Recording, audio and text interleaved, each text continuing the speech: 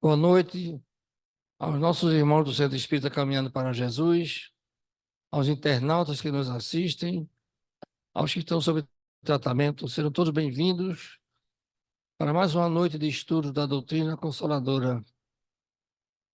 Hoje nós temos a satisfação de ter nossa irmã Adriana Moura pela primeira vez na casa e que outras vezes se repitam, né?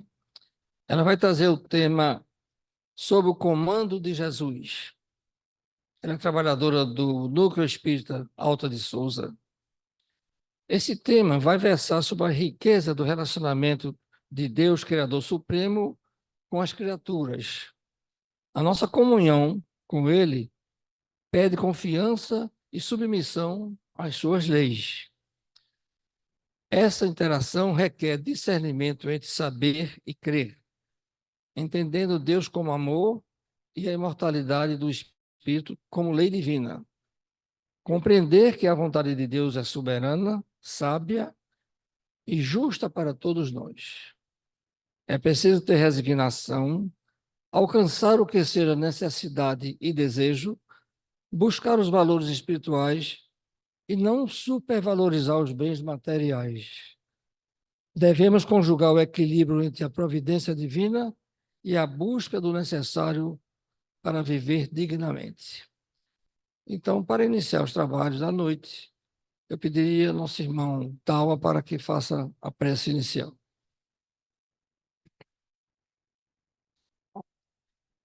Querido Jesus, imensamente agradecidos estamos por mais essa oportunidade do reencontro em Teu nome, Senhor. Abençoa nossos propósitos, abençoa nossa irmã que vai usar da palavra, que os amigos espirituais que assistem possam, nesse momento, utilizá-la para que ela seja portadora da mensagem que nós necessitamos na noite de hoje. Abençoa esta casa de oração e trabalho e permite, Jesus, que em teu nome e em nome de Deus, acima de tudo, o nosso irmão que dirige os trabalhos materiais da noite de hoje, possa dar por iniciado a reunião da noite de hoje. E assim seja. E assim eu passo a palavra à nossa irmã Adriana Moura, para que nos traga a sua mensagem. Muita paz.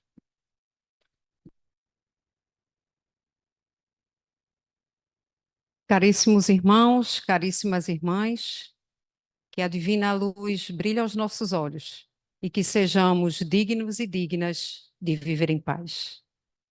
Uma boa noite muito especial a todos que estão aqui na plateia presencial, seja no plano físico, seja no plano extrafísico. Igualmente, uma boa noite a todos os que nos acompanham através da transmissão via internet.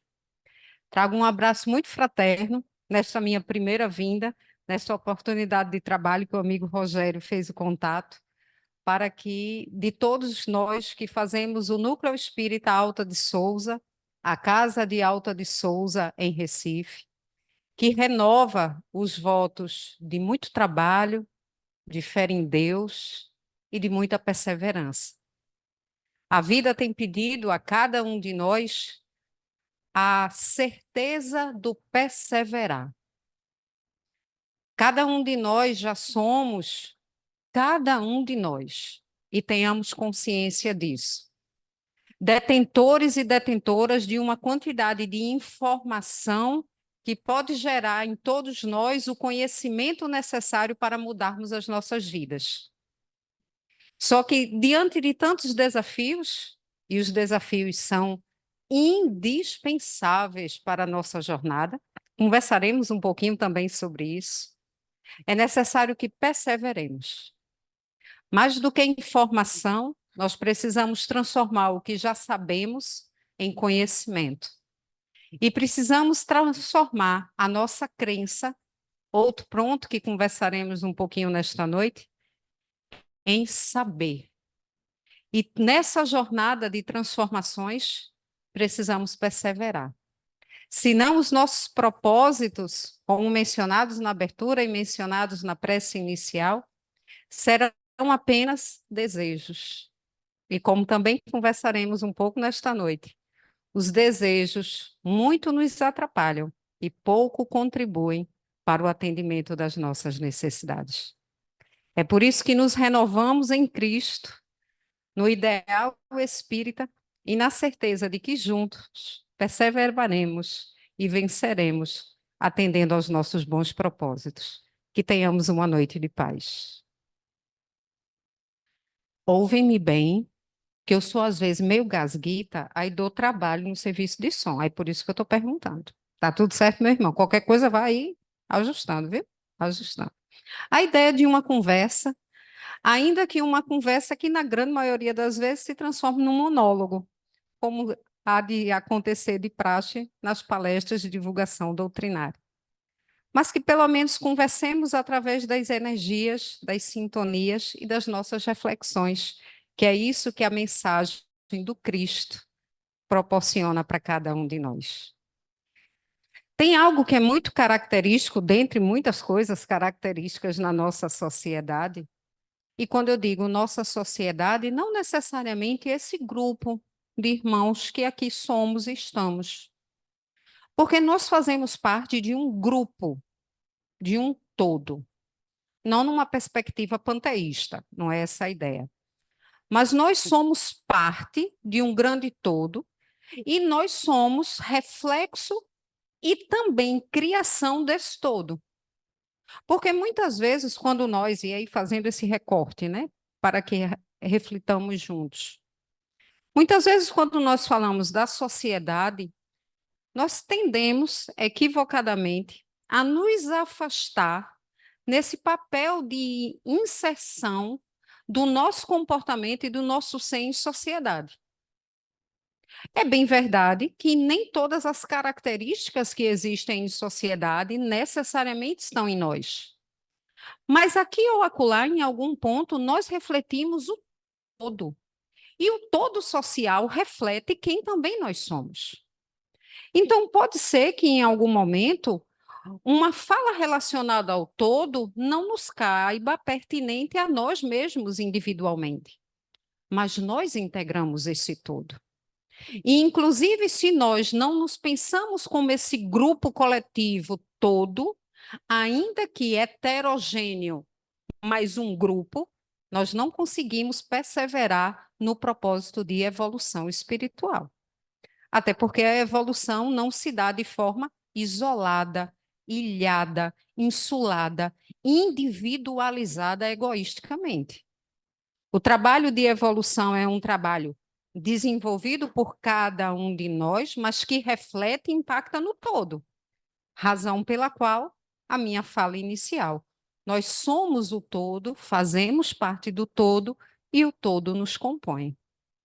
E nessa nossa sociedade, nesse nosso todo material e espiritual, desses que somos nós vinculados à Terra, espíritos vinculados à Terra, nós temos algumas características que são muito marcantes, independentemente da condição religiosa, social, de gênero, de classe social, até mesmo de escolaridade, inclusive de religião. Porque mesmo nós espíritas que sabemos que nada acontece por acaso, tudo tem uma razão de ser. Não cai uma folha de uma árvore que o Pai não saiba. Que Deus não joga dados com o universo. Mesmo nós que nos empoderamos em dizer que sabemos que Deus é o ser supremo e causa primária de todas as coisas, nós somos aqueles que aqui ou acolá, talvez como dizem na psicologia, né, cometendo atos falhos, inconscientes, nós atribuímos à senhora sorte e ao senhor acaso muito mais poder de comando nas nossas vidas do que efetivamente eles têm. Quantas vezes, no dia a dia, no diálogo do cotidiano, nós não dizemos assim? Inclusive, foi uma situação que aconteceu quando eu cheguei aqui. Minha mãe tem uma amiga que frequenta a casa, né? E minha mãe veio me acompanhando. Quão natural não seria na linguagem da nossa sociedade, é assim dizer: poxa, que coincidência você está aqui. Quem de nós não já usou dessa expressão? Que sorte que eu encontrei tal pessoa, tal lugar, tal coisa.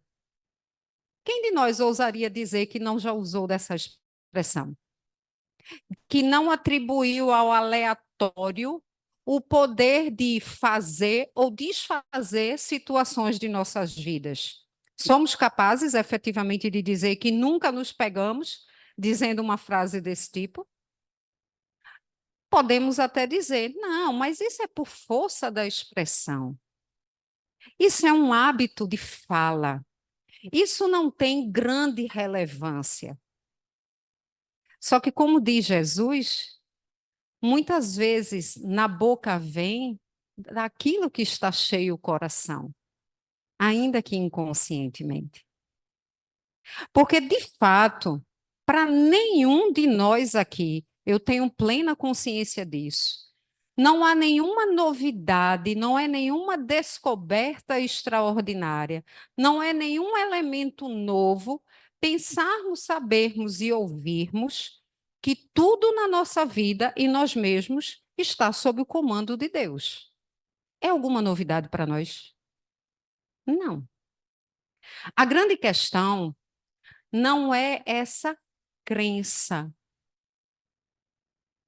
Porque saber que tudo está sob o comando de Deus, na grande maioria das vezes, para nós, sociedades de espíritos vinculados à Terra, isso não passa de uma crença. Do mesmo jeito que muitos de nós, espíritos vinculados à Terra, acreditamos em Deus. Do mesmo jeito que muitos de nós, espíritas, acreditamos na reencarnação. Acreditamos no livre-arbítrio. Acreditamos na justiça divina. Acreditamos na lei de causa e efeito. Desde que a crença não seja questionada pelos acontecimentos do dia a dia e que confrontem os nossos desejos. A nossa crença em Deus, do mesmo jeito que a nossa crença no comando divino nas nossas vidas, como já dizia Kardec, lá no livro A Gênese, e que reforça, dentre outras obras da literatura espírita suplementar, o espírito Joana de Ângeles, na sua série da Psicologia Transpessoal, em particular a obra Entrega-te a Deus, um livro do ano de 2010, a primeira edição dele. Nós temos, enquanto espíritas, o grande desafio de transformar crenças em saberes, em conhecimentos. Porque a crença, ela é muito transitória, ela é muito fugaz, ela é até dotada de boa vontade, mas ela é frágil. Ela é frágil a ponto de não ser capaz de resistir em nós mesmos quando os desafios, as inquietudes, o imprevisto, o implanejado se manifestam nas nossas vidas. A crença, ela é adequada e suficiente quando há uma concordância quase que patológica entre o que se deseja e o que se realiza. Então, a crença ela é suficiente. Mas quando há uma dissonância entre aquilo que foi planejado, querido, esperado, e aquilo que efetivamente se realiza e que se manifesta, ou que não se manifesta, a crença ela não é capaz de nos manter serenos, tranquilos, em paz e harmonizados. E é por isso que é tão comum ainda entre religiosos, independentemente da religião, independentemente da doutrina religiosa, que apesar de uma crença em Deus, seja que nome esse Deus tenha, e até mesmo entre nós espíritas, que lemos e até dizemos, e é verdade, que estudamos a doutrina espírita, a literatura espírita complementar, que nos sintamos desafiados diante de situações que exigem mais do que crer, a certeza do saber. Porque a crença, ela nos coloca num plano de incertezas. Pode ser, mas e se não se sustentar? E se não for assim? E por incrível que pareça, apesar de uma casa como essa, de mais de 70 anos, de uma doutrina que se encaminha para o seu bicentenário, de um mestre portador de uma mensagem divina de mais de 2 milênios entre nós, apesar de todo o nosso esforço de evolução, e estamos sim evoluindo, nós não estamos no ponto de início da nossa jornada, nós já caminhamos e muito, né? A gente já evoluiu muito para o que nós já éramos no passado, mas nós ainda precisamos desenvolver o saber em nós. E esse saber a nos dá a segurança diante das situações que a vida nos apresenta. Eu não sei aqui se alguém viu uma mensagenzinha, um meme, na verdade, de internet, né? E esse meme de internet era um meme que eu achei muito curioso, né? E que remete ao que nós estamos, de certa forma, conversando aqui. E o meme dizia assim: você dorme no ônibus sem conhecer o motorista. Alguém aqui já dormiu em um ônibus? Já? Já dormiu? Acho que também quem está assistindo em casa já deve ter vivido essa experiência. Já, meu irmão? Já dormiu no ônibus? Já. Conhecia um motorista? Não. Mas adormeceram no ônibus. O meme dizia: você dorme no avião. Tem gente que já dormiu durante um voo, não tem? Tem aí também em casa. Conheci o piloto? Tem gente que dorme no trem, no metrô, no táxi, no Uber, na bicicleta, desde que não esteja conduzindo, está tudo certo, né? O problema é estar conduzindo e dormindo. Mas no mais, está tudo certo. E não conhece o condutor. E aí o meme, a sacada do meme, né, o que está nas entrelinhas do meme, apesar de ser um meme, é porque o dormir é justamente o processo que, enquanto encarnados, nós saímos do estado de vigília. Quando nós estamos, como agora, aqui acordados, nós estamos atentos, atentas a tudo que está acontecendo ao nosso redor. Nós temos um controle não integral, né? A gente não controla nada integralmente, mas nós temos um controle do que está acontecendo no ambiente em que nós estamos. Nós ouvimos, né? Em sendo dotado fisicamente desse sentido, nós ouvimos, nós vemos, nós percebemos o que está acontecendo no ambiente. Mas e durante o sono? Qual é a nossa percepção da realidade em que nós estamos durante o sono físico, materialmente falando? Tem gente que, inclusive, diz: enquanto eu estou dormindo, pode ter terremoto, pode cair a casa, pode cair o telhado, que eu não percebo nada. Tem gente que, quando dorme, dorme. Tem até o ditado que diz: quando eu durmo, eu morro. E não está nem falando a mentira, né? É uma grande verdade isso. Então, durante uma viagem de trem, de ônibus, de avião, nós dormimos entregando o nosso destino e a nossa condução e direção a alguém que sequer conhecemos. Mas fazemos isso com base no conhecimento prévio, que nos dá uma segurança a título de preparação e capacidade daquela pessoa que está ali na direção. Porque se por um acaso alguém dissesse para mim e para você, dentro de um desses meios de transporte, que olha, essa pessoa, ela não é muito habilitada não, ela está testando, é o primeiro teste dela conduzindo esse meio de transporte, e nenhum de nós ia dormir. Se o sono batesse, ficava em pé, mas não ia dormir porque não ia se sentir seguro, segura. E aí o meme fecha dizendo assim: e qual é a dificuldade, então, de confiar em Deus? Porque se nós somos capazes de nos entregar num momento de sono físico a uma pessoa desconhecida, qual é a dificuldade, como dizem os nossos irmãos protestantes? Qual é a dificuldade de descansar em Deus? De entregar o, a condução e o comando da nossa vida a Ele, à divindade. E a doutrina espírita nos explica esse nosso processo de desenvolvimento de confiança em Deus. E é muito curioso pensarmos em algumas premissas rapidamente mencionadas aqui, para que entendamos e nos recordemos desse processo de construção.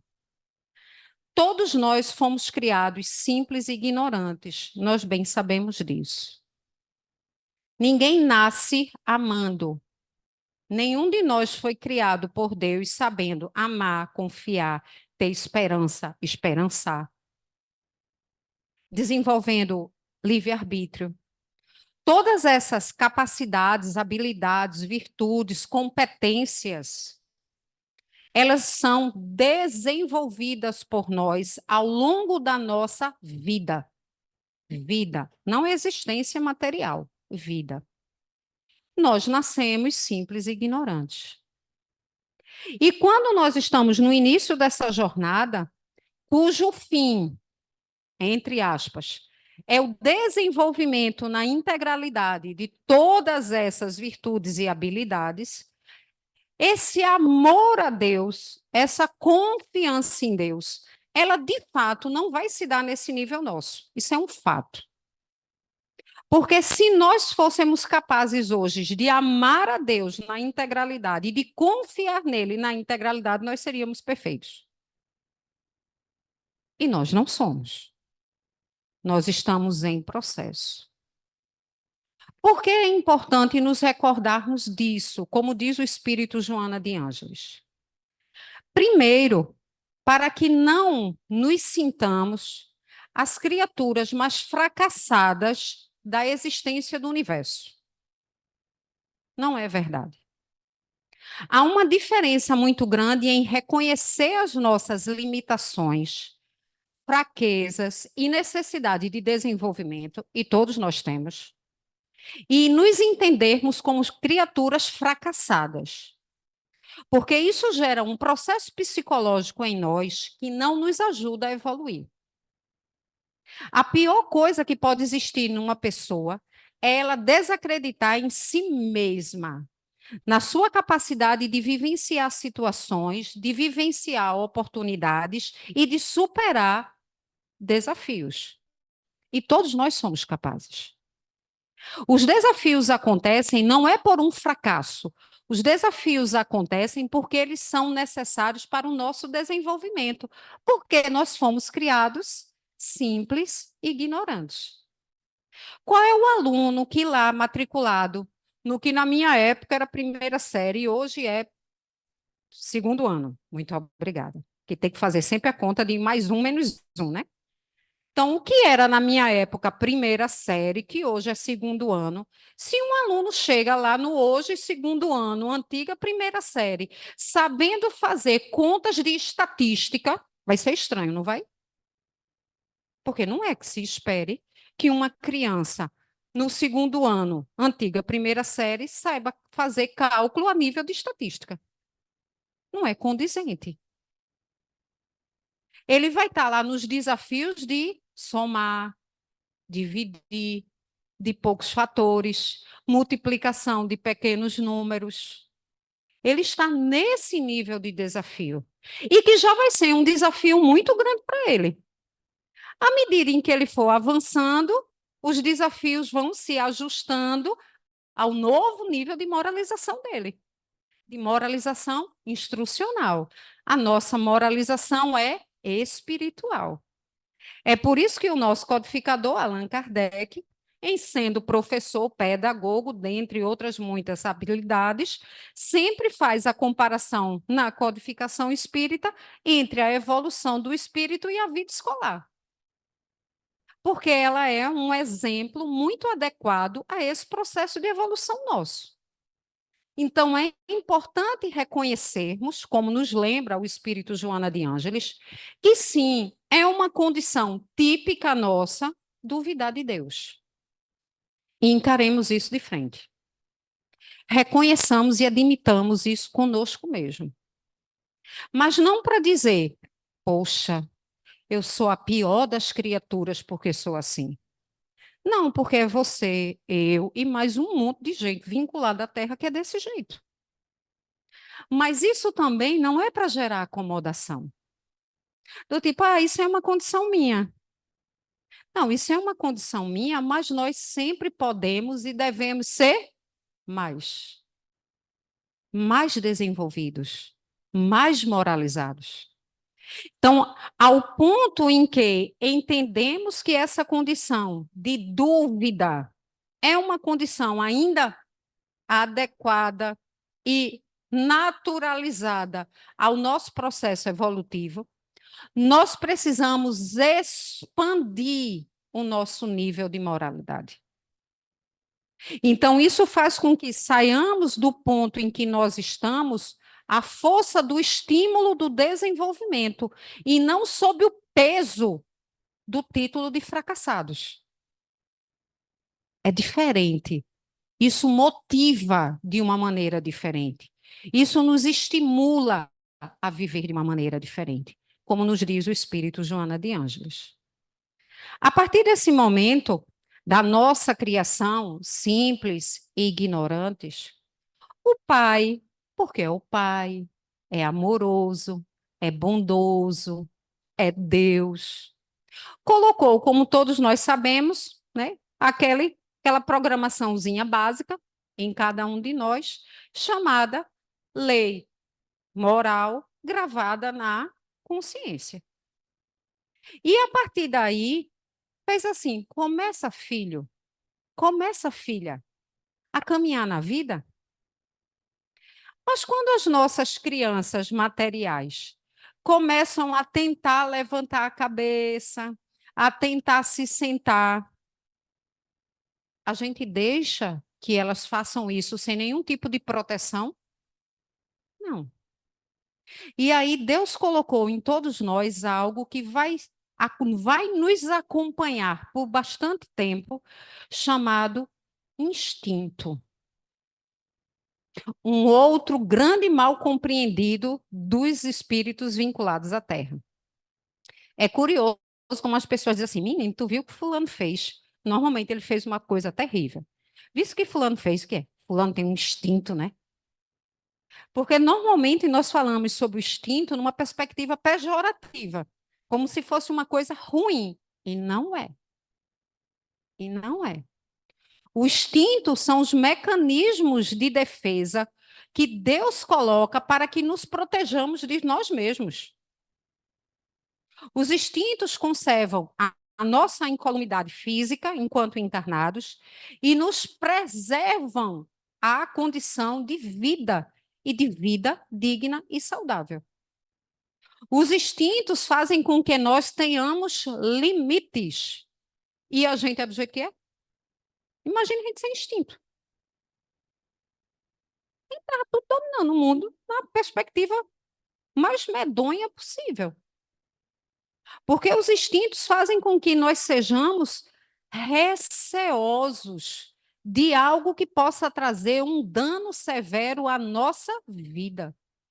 E foi dessa forma que Deus nos protegeu lá no início da nossa jornada, que não é agora, a gente já caminhou um bocado, Toda vez que a gente fala de ação e reação, de responsabilidade dos nossos atos, isso é prova que a gente já caminhou um bocado. Muito. Porque se por um acaso a gente está tratando de uma criança e ela comete, suja a roupa porque está aprendendo a comer, erra a boca, suja a roupa, suja o rosto, suja a pessoa, suja a cadeira, suja a mesa, suja tudo, só não acerta a comida na boca, ninguém vai responsabilizar a criança, porque ela não sabe o que está fazendo. Somos nós no início da jornada. Então, Deus, para nos ajudar, vá tentando e coloca os instintos para nos blindar. À medida que nós vamos avançando, nós vamos nos tornando titulares das nossas decisões, porque vamos aprendendo a ter autonomia. E aí nós passamos a dizer assim, certo, o instinto diz que é perigoso ir para grandes alturas, porque eu posso me desequilibrar. Mas eu quero construir uma casa ali em cima. E aí, por exemplo, todas as nossas técnicas, habilidades e ciências humanas, elas vão desafiando os limites regulares e saudáveis dos instintos. Será que dá para trabalhar nisso? Será que pode isso? Porque nós vamos vencendo o medo, medo de forma saudável é uma forma de proteção instintiva. E nós vamos vencendo os medos, superando os medos, ampliando os horizontes para aprender cada vez mais. É daí que surge o nosso desafio, dilema de confiar em Deus. Veja que processo curioso e que processo natural. Eu acho que eu não sou a única pessoa aqui que, quando fui aprender a andar de bicicleta, levou algumas quedas, ralou algumas vezes o joelho, a perna, o braço e o cotovelo. Eu fui a única? Não, né? Tenho certeza. Quando a gente começou a aprender a andar de bicicleta, de patins, de skate, para quem for de skate, para algum tipo de atividade dessa natureza, mais arriscada, né? O meu risco é andar de bicicleta, mais arriscada, andar de bicicleta. As primeiras quedas despertaram o que em nós? Eu não vou mais. Isso dói. Isso machuca. Eu não vou sair do meu lugar de conforto para me aventurar em algo que o primeiro sinal que se demonstrou para mim foi negativo. Eu não vou me aventurar num novo. Então, a nossa tendência é a tendência de volta, recua. Fiquemos onde estamos, porque lá é mais seguro. Só que é da nossa própria natureza, nós fomos criados assim, nós somos instigados a saber e a conhecer mais. É por isso que se diz, e é verdade, que o que é, e é muito real, o proibido é instigativo. Porque seja o proibido pelo medo, seja o proibido pelo desconhecido, ele gera medo, mas ele me gera, né, a vontade de querer saber, de querer conhecer. E aí, na nossa trajetória espiritual, esse processo se dá de uma forma muito curiosa, porque nós vamos saindo do controle absoluto dos instintos para passar a ter autonomia, mas os instintos estão lá, ainda presentes. E nós começamos a desenvolver livre-arbítrio. À medida que o nosso livre-arbítrio vai se manifestando e nós vamos tomando as decisões, as rédeas da nossa vida,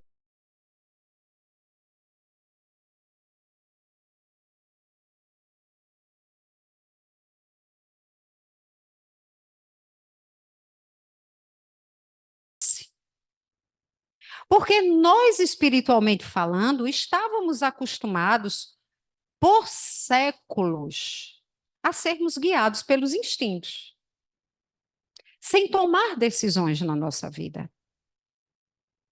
Quando chega essa fase da nossa vida, Principalmente esse momento agora de transição planetária, de mudança e quebra do ritmo e do ciclo primitivo da nossa existência, para passar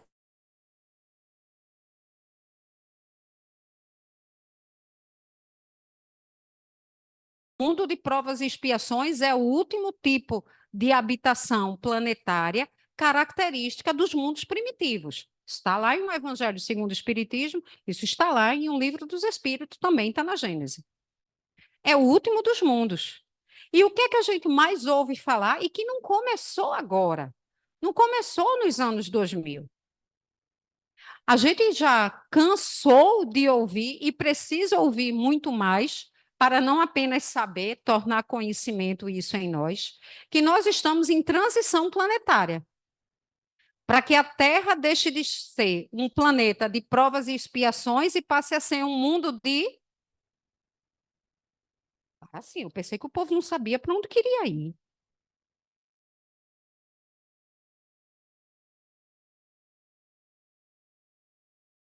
É tipo Waze.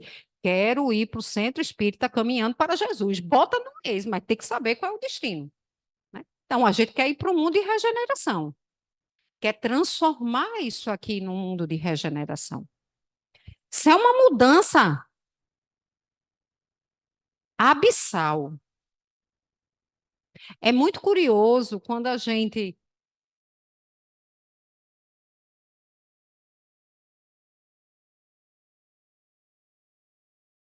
isto codificado.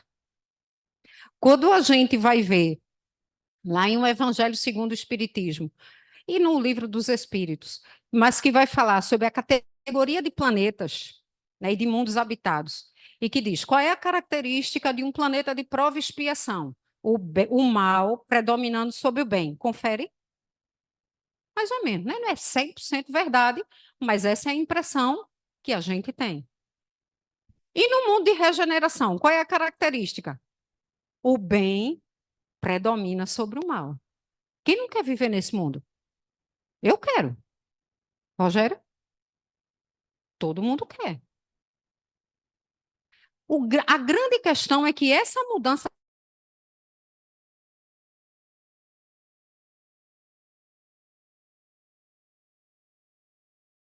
suave e superficial, não.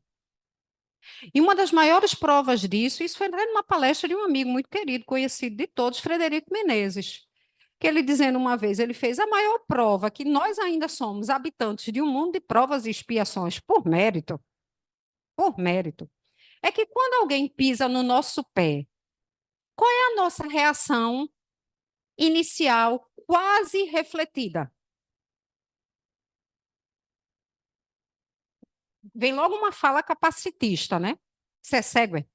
Que não viu meu pé? Né? Vem logo uma fala capacitista. Você é cego? Nunca vem o pensamento inicial de. E não é uma coisa pensada, refletida, não. É algo inato. Será que a pessoa se desequilibrou por tontura? A gente não pensa isso. Eu não penso isso.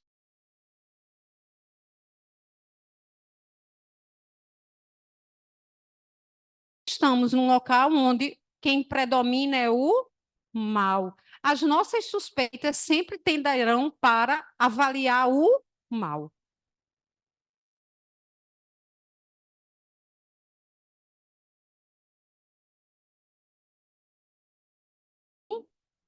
O que se identifica. Pode ser que não faça, mas se identifica. Então, nesse nosso processo de mudança de chave, nós passamos a ter total responsabilidade pelos nossos atos. E é aí o desafio. Porque quem de nós quer sofrer? Quem de nós faz um planejamento para o que seja e no que for, com o objetivo de que dê errado? Nenhum de nós. Só que a grande questão é, primeiro, nós não temos conhecimento da vida o suficiente para saber o que é bom e o que é certo. nós, enquanto encarnados, nem lembramos do que fizemos no passado. Nós sequer nos recordamos de forma exata dos projetos espirituais programados por nós para esta encarnação. Nós temos boas indicações. Inclusive, esse filme que estreou na última quinta-feira, Nosso Lar 2, Os Mensageiros, fala muito sobre isso. Não sei se algum irmão, alguma irmã aqui ou na transmissão já teve a oportunidade de assistir o filme. Não vou dar spoiler, apesar de ser baseado no livro Os Mensageiros. Então, quem lê Os Mensageiros conhece a história do filme. Mas o filme fala sobre isso.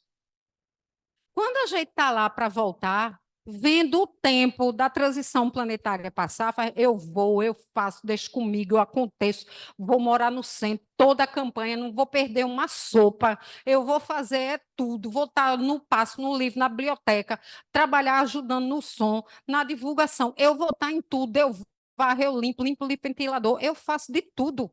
Vou ajudar em casa, pode mandar todo mundo para dentro de casa que eu aceito, recebo de braços abertos, com amor, com coração. Até reencarnar. E quando reencarna, a gente começa a viver aqui de novo o confronto com o desejo. Oh, que negocinho para atrapalhar a vida da gente. Veja, o problema do desejo, como já explica várias áreas do conhecimento humano, inclusive o espírito Joana de Ângeles, na sua obra de psicologia transpessoal que eu já mencionei, o problema no desejo não é que nós não mereçamos querer coisas boas. Não é isso. Tem gente aqui que está adoentado e quer se curar. Qual é o problema disso? Nenhum. Há pessoas aqui que estão desejando uma nova ocupação profissional. Qual é o problema disso? Nenhum. A pessoa aqui querendo trocar de emprego, trocar de casa, trocar de carro, trocar de relacionamento, quer mudar de vida. Qual é o problema disso? Nenhum. A grande questão é quando necessidades materiais são transformadas em desejos persecutórios da nossa vida.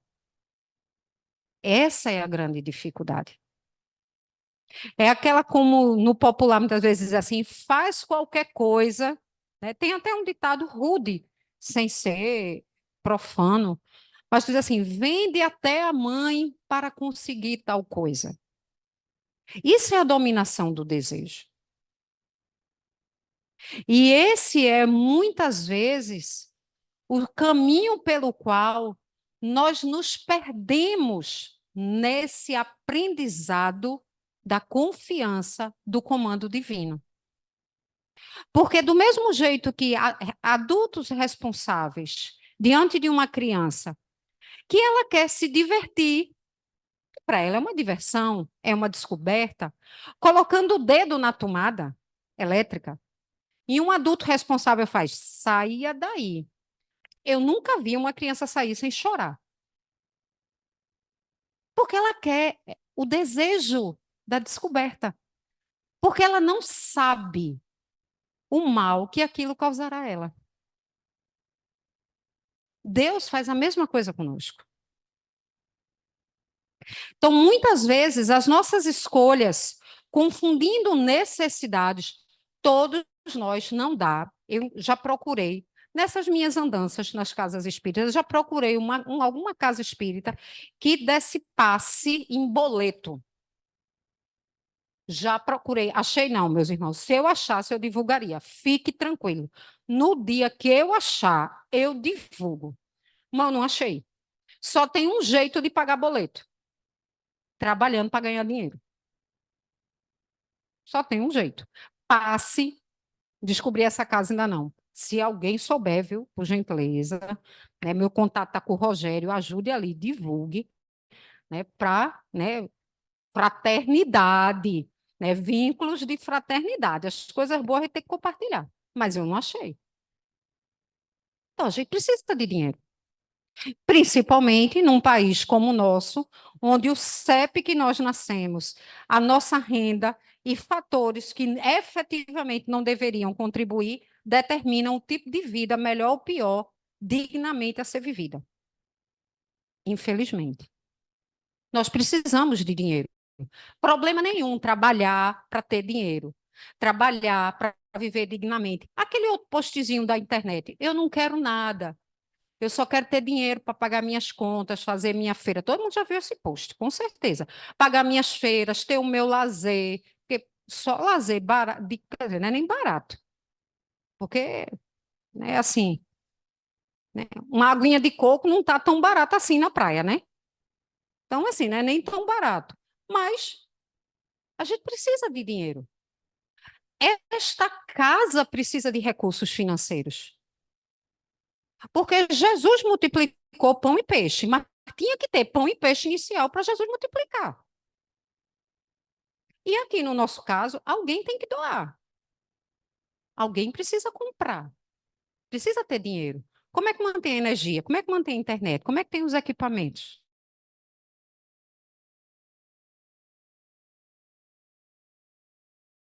Gostoso poder ir a um banheiro que não é da nossa casa e não nos sentimos enojados.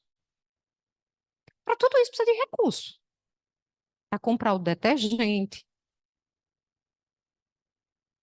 Então, não é uma fala contra a aquisição de bens e propriedades materiais. Mas é até que ponto, já dizia o poeta Victor Hugo, quem é que manda em quem? Nós mandamos nas nossas necessidades ou as nossas necessidades se convertem em desejos e reinam sobre nós? E nessa relação de necessidade e desejo, nós aprendemos a crer em Deus apenas. Então, quando o meu planejamento e o meu desejo se coaduna com a realidade prática, Deus é maravilhoso, é ótimo. Tá vendo? Eu nem mereço, isso é a misericórdia divina, porque nós somos espíritas, aí tem que jogar, né, um pouquinho de doutrina na conversa, né? Então, nós somos, não, eu nem mereço tantas coisas boas. Não, rapaz, tua vida está serena, né? Tá, é a misericórdia de Deus. Eu sou um espírito inferiorizado. Agora, quando tudo está desandando, porque todos nós aqui já vivemos essa fase, em que parece que nada estava se encaixando no que nós havíamos programado, aí alguém chega assim e faz: como é que você está? Porque nós somos espíritas, né? Tá como Deus quer e consente. E quem foi que disse que Deus está querendo que a gente sofra? Isso foi escolha nossa. Foram desacertos nossos. E Deus já está minimizando em muito, como já dizia Jesus nas parábolas, os juros desse débito para que ele possa ser pago de forma amortizada, com todos os encargos dessa multa bastante reduzidos e com desconto no principal. Porque a contabilidade de Deus é generosíssima. Só que nós, na grande maioria das vezes, apenas reclamamos por desconsiderar esse comando divino. E aí o filme também fala, né, sobre essa situação, tanto é que o nome, né, que inclusive é o nome do livro, Os Mensageiros. Eu também já passei por isso, e isso me lembra um outro meme de internet. Né? Eu até mandei para minha psicóloga, né? Eu faço terapia,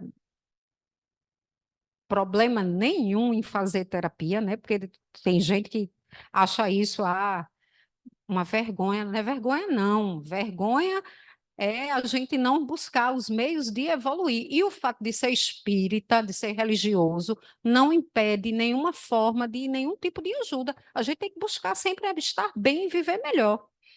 E aí teve um meme dizendo assim, né? A mim eu faço TCC, né? Para quem é da área, eu faço TCC, apesar de falar muito, mas eu faço TCC. E eu dizendo para mim que o meme dizia assim: Dá logo a vontade de pegar no braço da psicóloga e dizer assim, você tem que dizer sim, o que é que eu devo fazer? E eu mandei o meme para minha. Porque quem já fez em algum momento terapia, ou já sabe alguma informação, sabe o que psicólogo faz, ele nunca vai dizer o que você vai fazer.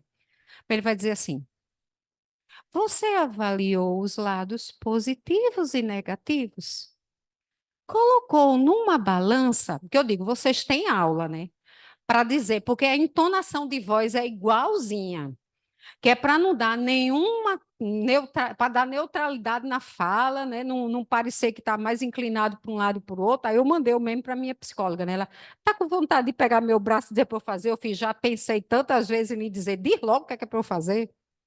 Porque quando a gente está de fora do problema, é muito mais fácil, não é? Como não é fácil a gente resolver o problema dos outros? Menino, fulano está sofrendo tanto, só era fazer desse jeito, desse jeito. Se fosse a gente ainda estava preso, dando voltas no mesmo lugar.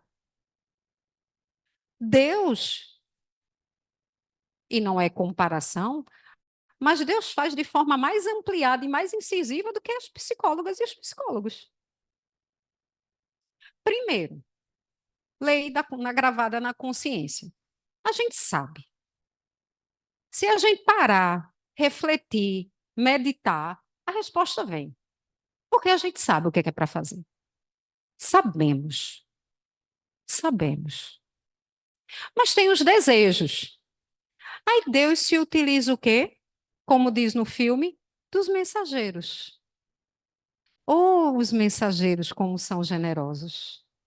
Os mensageiros, os nossos guias, mentores, anjos de guarda, que estão ali. Adriana, tu tens certeza que tu vai fazer isso mesmo, Adriana?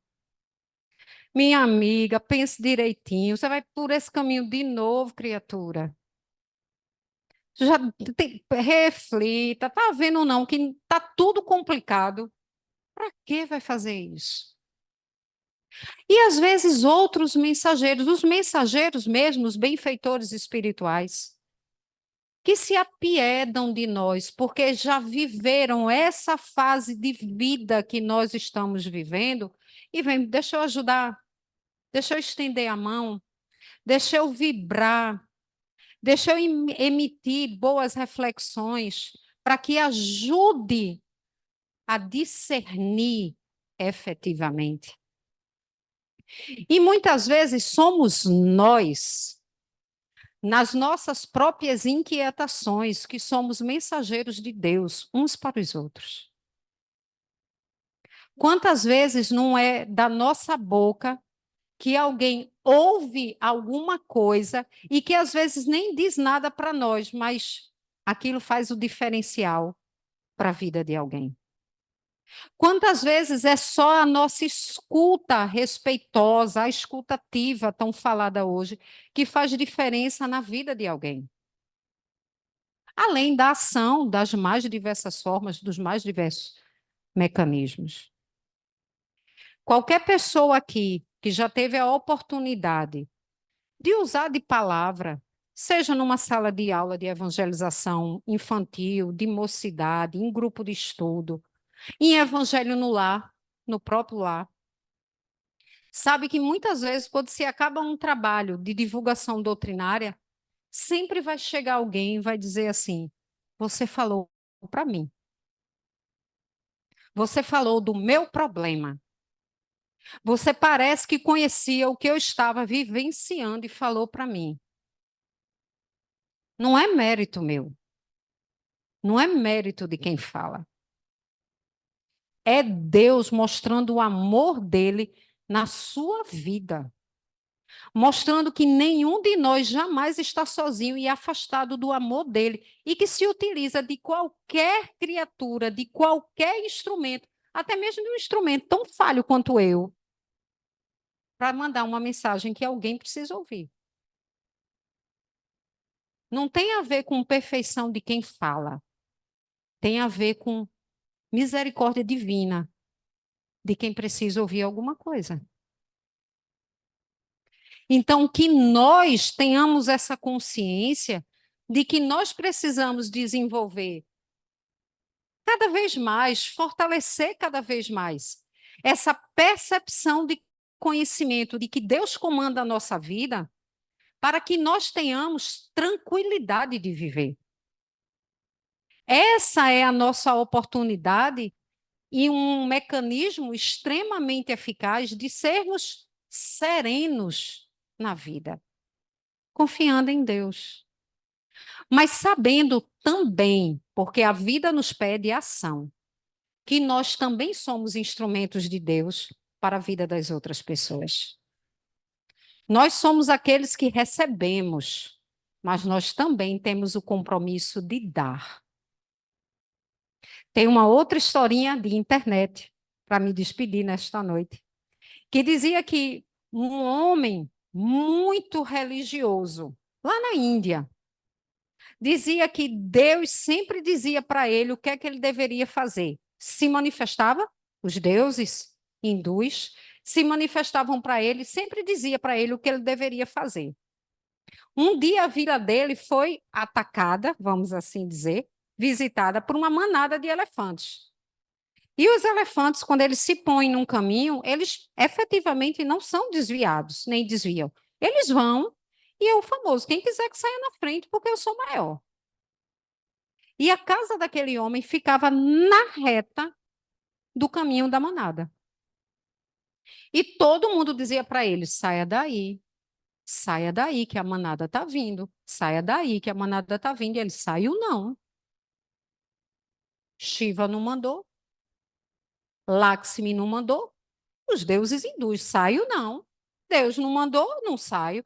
Enquanto Deus não aparecer aqui dizendo saio, eu não saio, porque eu tenho fé em Deus.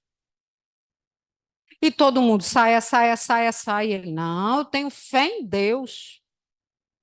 Quando ele desencarnou, depois que a manada passou, chegou ele lá na parte espiritual, né? Budistas e hindus são reencarnacionistas, e ele chegou lá reclamando, né? Mas eu, com tanta fé em Deus, morri, porque a manada veio e me atingiu. E o que os mentores espirituais disseram para ele foi: nós avisamos. E quantas pessoas disseram, das mais diferentes formas, saia do caminho da manada. Muitas vezes os nossos desejos nos impedem de ouvir os comandos de Deus. Mas eu sei que aqui nesta casa, sob as bênçãos dos mentores espirituais, dos trabalhadores dessa casa, e de todos os nossos guias e mentores espirituais, de todos que nos acompanham nesse momento, nessa reflexão, nos auxiliarão para vencer os desejos, respeitar as nossas necessidades, desenvolver as nossas habilidades pessoais e vivermos felizes e confiantes sob o comando de Deus. Muita paz.